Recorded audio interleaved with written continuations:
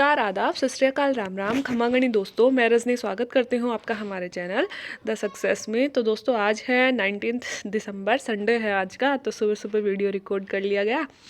और क्या बोल रही थी मैं, हाँ, सर्दी बहुत है तो हाथ निकालने का भी मन नहीं करता बाहर, बट पढ़ाई भी ज़रूरी है। मेंस आप लोगों को पता है कि सर पे है, तो सर्दी गर्मी चलती रहेगी, लेकिन ज़रूरी है कि हम निरंतर प्रयासरत रहें ताकि अंतिम जो हमारा ये मान के चलिए कि अंतिम प्रयास है और वो सफल हो, है ना। सबके लिए ही यह होता है कि जो भी मौका हमें मिले हम लास्ट समझकर उसे लें कि ये हमारा लास्ट मौका है, ठीक है।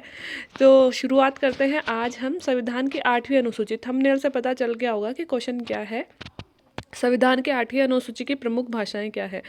देखिए, कल मैंने बात की थी आपसे 6वीं अनुसूची की। बहुत इंपॉर्टेंट क्वेश्चन था 6वीं अनुसूची वाला, क्योंकि 8वीं अनुसूची वाला तो फिर भी हमें याद रहता है, बट 6वीं अनुसूची वाला तो मतलब बहुत रेयर है कि हमें ये पता होता है 6वीं अनुसूची में कौन कौन सी भाषाएं हैं, बट ये नहीं पता होता कि उसके अंदर और क्या प्रावधान किए गए हैं। क्योंकि मैं भी इसी फील्ड में हूँ, तो आपको पता है इतने सालों से तैयारी कर रही हूँ, तो कुछ कुछ छोटी छोटी चीज़ें हम ना मतलब बाय मिस्टेक क्या मतलब हम इतना ध्यान नहीं देते उन पे, तो इसलिए वो वाला क्वेश्चन डाला था। आज वाला इसलिए डाला है, देखो, हम सबको पता है कि संविधान की 8वीं अनुसूची में भाषाएं रखी गई हैं। हम सबको ये भी पता है कि प्रारंभ में 14 भाषाएं थी और अब 22 भाषाएं हैं, ठीक है। लेकिन 14 भाषाओं के अलावा जो संविधान संशोधन करके जोड़ी गई हैं भाषाएं, है ना, वो कई बार तो पूछ ली जाती है, प्री में भी पूछी जाती है, बहुत सारी एग्जामों में पूछ ली जाती हैं, और मेंस में भी बहुत सारे इजी क्वेश्चन होते हैं ना। मेंस हार्ड नहीं होता, क्वेश्चन बड़े इजी होते हैं, बट वहाँ पे वो घोच पोच हो जाता है। अपन इतने सालों से क्या होता है ना कि हम ऑप्शनल एग्जाम में दे रहे होते हैं, तो रिटर्न की एक तो प्रैक्टिस अपनी छूटी हुई होती है, और उस टाइम पे प्रेशर इतना है कि बहुत सिंपल सिंपल चीज़ें भी हमें याद नहीं रहती। तो ऐसे तो अपन कॉन्स्टिट्यूशन पूरा पढ़ते हैं, ऐसे अपन मतलब ये भी पढ़ते हैं कि कौन से संशोधन से कौन सी भाषा जोड़ी गई, बट कई बार स्किप हो जाता है। एक आध याद भी आ जाता है, बट थोड़ा सा मिस्टेक हो जाता है। तो थोड़ा सा मेरे अपने कोडवर्ड थे इनको याद करने के, तो वो मैंने सोचा आपके लिए भी शेयर करूँ। और इसके साथ ही अभी 2-3 महीने पहले ही एक एडिटोरियल मैंने पढ़ा था, जिसमें ये था कि संविधान के सदस्यों के द्वारा ना संविधान की जो 8वीं अनुसूची है उसमें भाषाएं 22 के अलावा और भी भाषाएं ऐड करने की बात की जा रही है। जैसे कि अपन राजस्थान से बिलोंग करते हैं, तो हम भी जैसे राजस्थानी भाषा दिवस जब भी मनाते हैं, तो हम कोशिश करते हैं कि हमारे राजस्थानी भाषा को भी संवैधानिक भाषा का दर्जा दिया जाए। ये और मतलब और एक तरह से ये हमारे इंटरव्यू में भी बहुत बार पूछा जाता है ये क्वेश्चन, ठीक है। तो हर तरह से इम्पोर्टेंट हो जाता है। तो आज याद करवाने की कोशिश करूंगी, और इस तरह से याद करेंगे कि हम भूलेंगे नहीं कि अब कौन से कितनी भाषाएं हैं टोटल, ये भी नहीं भूलेंगे, और कौन कौन सी हैं ये भी नहीं भूलेंगे, और संविधान संशोधन कौन सा हुआ और उनसे कौन सी भाषाएं जोड़ी गई ये भी नहीं भूलेंगे, है ना। अगर आप लोगों ने ध्यान से मेरे साथ पढ़ लिया तो चलो शुरू करते हैं, ठीक है। इससे पहले वीडियो को थोड़ा सा लाइक कर सकते हैं, चैनल को सब्सक्राइब कर दीजिए यार, इतनी भी क्या कंजूसी करते हैं, और थोड़ा सा शेयर भी कर दीजिए अगर आपको लगता है कि वीडियो इन्फॉर्मेटिव है और लोगों के लिए जानना ज़रूरी है तो, ठीक है। अब शुरू करते हैं। भारतीय संविधान की 8वीं अनुसूची में संविधान को लागू करने के समय कुल 14 भाषाओं का उल्लेख किया गया था, और वर्तमान में कुल 22 भाषाओं को इसमें रखा गया है। तो बेसिक चीज़ें जो हमें बतानी ही पड़ेंगी। 50 वर्ड्स का क्वेश्चन लिया है मैंने कि संविधान की 8वीं अनुसूची में भाषाएं रखी गई है, प्रारंभ में 14 थी और वर्तमान में कितनी है, 22 भाषाएं। और इसके साथ ही हम संविधान का भाग भी यहाँ पे बताएंगे। भारतीय संविधान के भाग कितना है भाई, ये 17वां है ना। 17 में अनुच्छेद 343 से 351 तक कुल ये जो भाषाएं हमने रखी हैं उनका उल्लेख किया गया है। तो अनुसूची तो बतानी ही बतानी है, इसके साथ में हम अगर 50 वर्ड का क्वेश्चन आता है तो संविधान का भाग भी मेंशन करेंगे। कौन सा भाग है, संविधान का भाग 17, और अनुच्छेद है 343 से 351। देखो, अब बस ये जो 4 लाइनें हैं यही इंपॉर्टेंट है। संविधान के प्रारंभ में तो थी 14 भाषाएं, और कौन कौन सी थी, असमिया, बंगाली, गुजराती, हिंदू, उर्दू, कन्नड़, कश्मीरी, मलयालम, मराठी, ओडिया, पंजाबी, संस्कृत, तमिल, तेलुगु आदि, ठीक है। अब 1967 में हुआ 21वां संशोधन, इसके द्वारा सिंधी को जोड़ा गया। 1992 में हुआ 71वां संशोधन, इसके द्वारा कोंकणी, मणिपुरी, नेपाली को जोड़ा गया। और 2003 में हुआ 92वां संशोधन, इसके द्वारा बोडो, डोगरी, मैथिली और संथाली को जोड़ा गया। अब एक बार आप इसको छोड़िए और एक बार इधर आइए, ठीक है। ये मैंने एक छोटा सा मैप बनाने की कोशिश की है, बिकॉज आपको पता है I am geography learner, student, teacher, जो भी बोलो आप। तो हर चीज़ को थोड़ा मैप वाइज समझते हैं ना, तो थोड़ा इजी हो जाता है। अब हम जो संविधान की 14 भाषाएं हैं प्रारंभ में जो रखी गई थी उनको देखते हैं। देखो, हम मैप वाइज ही चलेंगे, ठीक है, कि शुरू में कौन सी थी भाई, ऊपर ही ऊपर की दो भाषाएं हैं, ये देखो, उर्दू और कश्मीरी, ऊपर ही ऊपर की।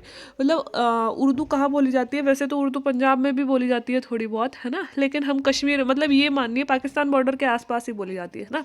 तो ऊपर ही ऊपर रख लो उर्दू कश्मीरी, ठीक है। नीचे उतरेंगे, नीचे की तरफ चलो, नीचे उतरेंगे तो नीचे की तरफ चलते हैं तो तीसरे नंबर की आ जाएगी अपनी पंजाबी, है ना। जैसे जम्मू कश्मीर में दो ले लो, दो है जम्मू की, मान लो, उर्दू और कश्मीरी, ठीक है। नीचे उतरते हैं तो कौन सी आ जाएगी, पंजाबी, ठीक है। फिर देखो हमारी हिंदी और संस्कृत, ये अब मैं कहाँ लिखूँ, ये तो पूरे नॉर्थ ईस्ट में ही बोली जाती है, तो मैंने अपने मतलब भारत के हार्ट में लिख दिया हिंदी और संस्कृत, बीच ही बीच में याद रखनी है अपन को, है ना, कि फिर हिंदी और संस्कृत आ जाएंगे, है ना।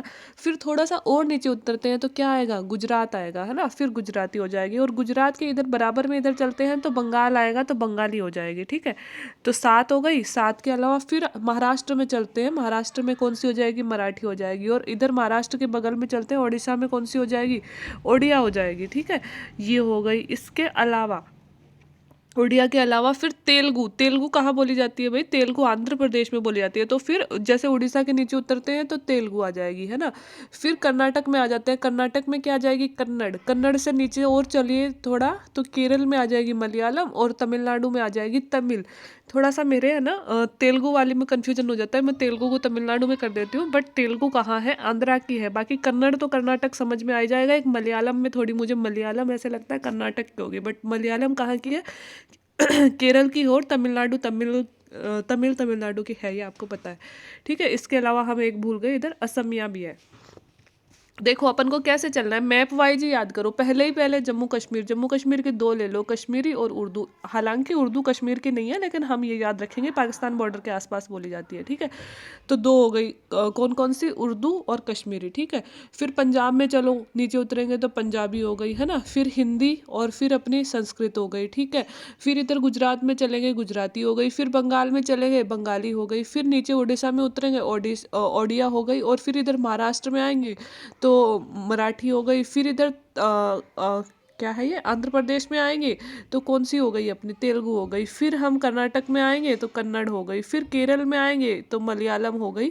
और फिर अपन तमिलनाडु में आएंगे तो तमिल हो गई। मतलब मुझे नहीं लगता कि नक्शे वाइज अगर आप चलोगे मन में, मतलब इस नक्शे को भी रहने दो, इस मैप को भी रहने दो, आपके दिमाग में मतलब ऐसे इंडिया का मैप याद करो, आंखें बंद करके, और ऊपर से नीचे की तरफ चलते जाएंगे, है ना। 2-3 बार इसे पढ़ लोगे ना, आप अपने हिसाब से अपना मैप बना लेना, 2-3 बार इसे पढ़ लोगे ना। मैं शुरू की 14 भाषाएं याद करवा रही हूँ, बाकी वाली बाद में करेंगे। शुरू की 14 भाषाएं 2-3 बार ऐसे देख लो। शुरू में जम्मू में कश्मीरी, उर्दू, फिर पंजाब में पंजाबी, है ना, फिर हिंदी और संस्कृत, फिर गुजराती के नीचे इधर मराठी के इस साइड में बांग्ला के नीचे ओडिया के नीचे तेलुगु। फिर नीचे वाले राज्यों में आ जाओ, कन्नड़ कर्नाटक में, फिर मलयालम केरल में, फिर तमिलनाडु में, और फिर इधर असमिया, एक असम में असमिया ही थी शुरू में, है ना, और नहीं थी। तो ऐसे करके ये अपनी पूरी कितनी भाषाएं हो गई, 14 भाषाएं हो गई, ठीक है। गुजराती रह गई एक शायद, तो 14 भाषाएं हो गई, ठीक है। अब 14 भाषा तो शुरू में हमारे मेन संविधान में 14 भाषाओं को संविधान का भाग बनाया गया था। फिर हम चलते हैं कौन सा संशोधन हुआ था। अब देखिए क्वेश्चन में 1967 में, पहले संशोधन याद कर लीजिए, 3 संशोधन हुए हैं भाषाओं को लेके, 21वां 71वां और 92वां। 21, 71, 91, 91 नहीं, 91 सहकारी आंदोलन वाला है, सहकारी वाला है। 92वां, तो 21, 71, 92, 21, 71, 92, 3 संशोधन याद रखने।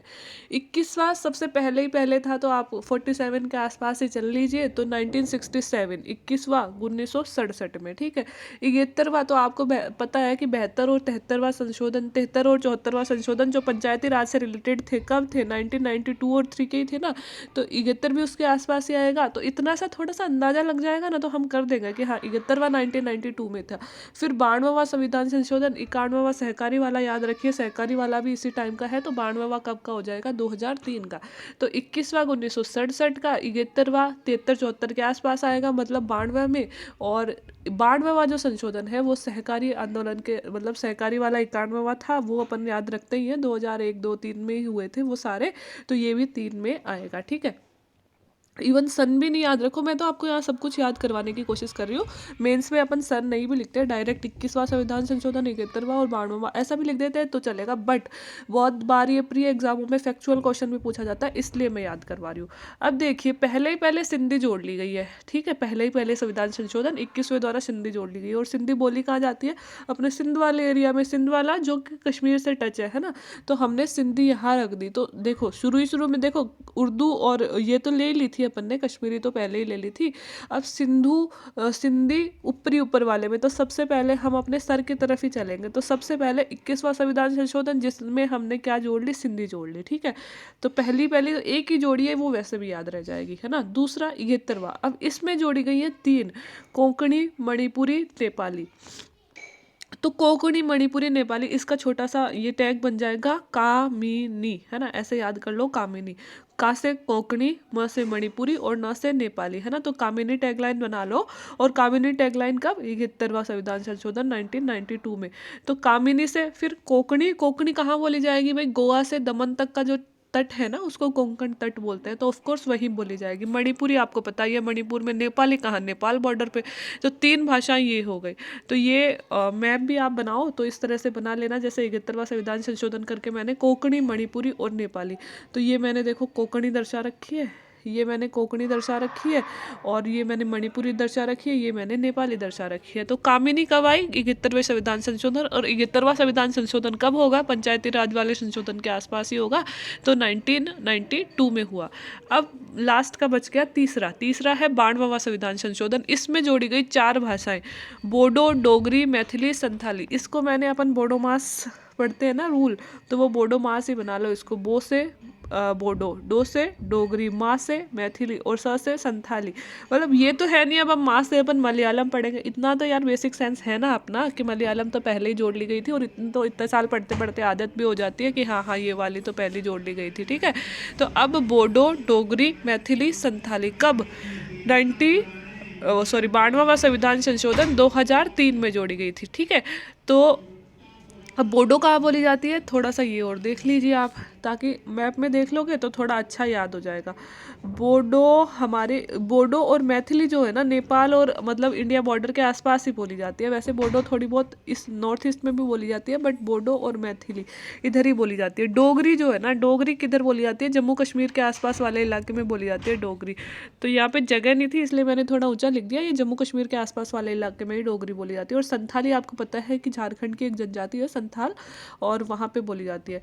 तो बोडो, डोगरी, मणिपुरी, संथाली, बोडो मास का रूल कब आया भाई? लास्ट में आया। कब आया? लास्ट में, जब सहकारी आंदोलन हुआ था ना, उसके आसपास ही 92वां संविधान संशोधन 2003 में।